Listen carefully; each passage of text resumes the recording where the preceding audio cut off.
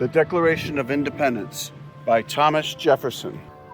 When in the course of human events it becomes necessary for one people to dissolve the political bands which have connected them with another, and to assume among the powers of the earth the separate and equal station to which the laws of nature and of nature's God entitle them, a decent respect to the opinions of mankind requires that they should declare the causes which impel them to the separation. We hold these truths to be self-evident, that all men are created equal, that they are endowed by their Creator with certain unalienable rights, that among these are life, liberty, and the pursuit of happiness, that to secure these rights, governments are instituted among men, deriving their just powers from the consent of the governed, that whenever any form of government becomes destructive of these ends, it is the right of people to alter or to abolish it, and to institute new government, laying its foundation on such principles and organizing its powers in such form as to them shall seem more likely to effect their safety and happiness. Prudence, indeed, will dictate that governments, long established, should not be changed for light and transient causes.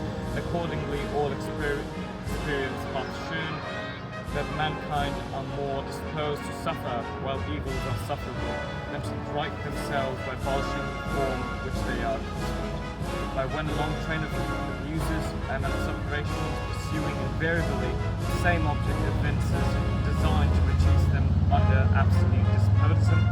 It is their right, it is their duty to throw off such government and to provide new guards for their future security.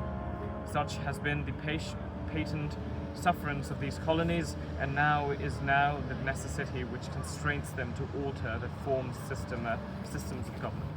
The history of the present King of Great Britain is a history of repeated injuries and usurpations, all having in direct object the establishment of an absolute tyranny over these states. To prove this, let facts be submitted to the He has refused his assent to laws, the most wholesome and necessary for the public good. He has forbidden his governors to pass laws of immediate and pressing importance, unless suspended in their operation till his assent should be obtained, and when so suspended, he has utterly neglected to attend to them. He has refused to pass other laws for the accommodation of large districts of people, unless those people would relinquish the right of representation in the legislature, a right inestimable to them and formidable to tyrants only. He has called together legislative bodies at places unusual, uncomfortable, and distant from the depository of the public records, the sole purpose of fatiguing them into compliance with his measures.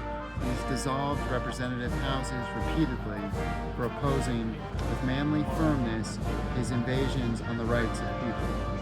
He has refused for a long time, after such dissolutions, to cause others to be elected, whereby the legislative powers, incapable of annihilation, get returned to the people at large for their exercise, the state remaining in the meantime exposed to all the dangers of invasion from without and convulsions within. He has endowed to prevent the operation of these states for that purpose of protecting the laws and naturalization of foreigners, proceeding to pass others to encourage thereby making heaven and raising the conditions of new appropriation of land. He has obstructed the administration of justice by refusing to assert the laws for establishing tyranny powers. He has been dependent on his will alone for the time. He has made judges dependent on his will alone for the tenure of their offices and the amount. He has erected a multitude of new offices and set hither swarms of officers to harass our people and eat out of their substance. He has kept us in times of peace, standing armies without the consent of our legislators. He has effected to render the military independent of our superior to the civil powers. He has combined with others to subject us to jurisdictions foreign to our Constitution. Given his assent to their acts of pretended legislation. For quartering large bodies of armed troop among us, for protecting them by a mock trial from punishment for any murders which they should commit on the inhabitants of these states, for cutting off our trade with all parts of the world, for imposing taxes on us without our consent, for depriving us in many cases of the benefits of trial by jury, for transporting us beyond seas to be tried for pretended offenses. For abolishing the free system of English laws in a neighboring province, establishing therein an arbitrary government, and enlarging its boundaries so as to render it as once an example and fit instrument for inducing the same absolute role into these colonies.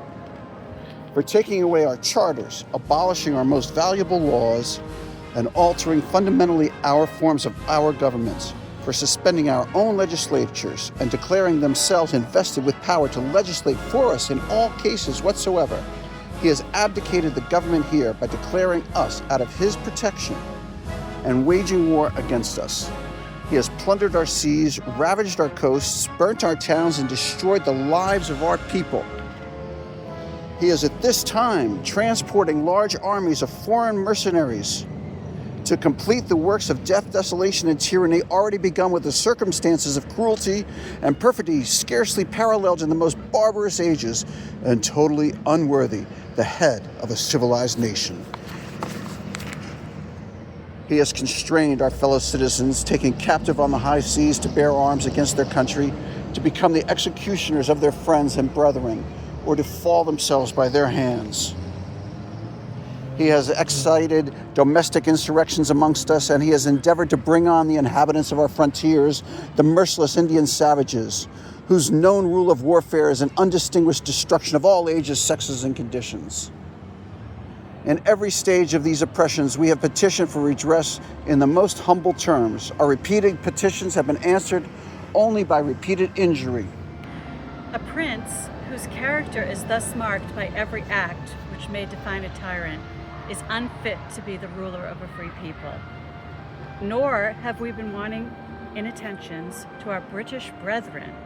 We have warned them from time to time of attempts by their legislature to extend an unwarrantable jurisdiction over us. We have reminded them of the circumstances of our emigration and settlement here. We have appealed to their native justice and magnanimity, and we have conjured them by the ties of our common kindred to disavow these usurpations, which would inevitably interrupt our connections and correspondence.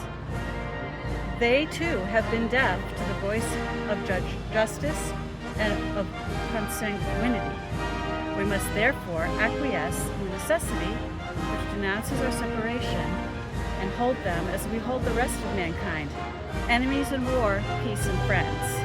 We therefore, the representatives of the United States of America in General Congress, assembled, appealing to the Supreme Judge of the world for the rectitude of our intentions, do, in the name and by the authority of the good people of these colonies, solemnly publish and declare that these united colonies are, and of right ought to be, free and independent states, and that they are absolved from all allegiance to the British Crown, and that all political connection between them and the state of Great Britain is and ought to be totally dissolved, and that as free and independent states, they have full power to levy war, conclude peace, contract alliances, establish commerce, and to do all other acts and things which independent states may of right do.